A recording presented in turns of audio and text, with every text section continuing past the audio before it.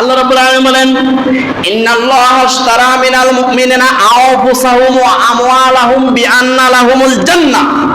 ও দুনিয়ার মুমিন মুসলমানেরা, তোমরা জেনে রাখো, তোমাদের জান এবং মাল উভয়টাই আমি ক্রয় করে নিয়েছি জান্নাতের বিনিময়ে। সুবহানাল্লাহ।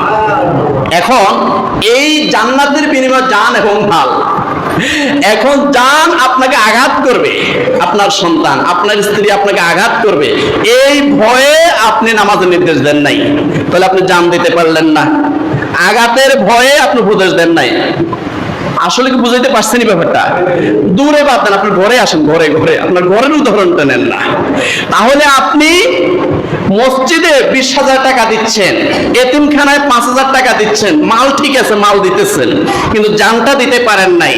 আপনার সন্তান বেনামাজি, আপনি আঘাতের ভয়ে তাকে নামাজের হুকুম দিলেন না, নামাজের আদেশ দিলেন না, তাহলে আপনি জানটা দিতে পারলেন না।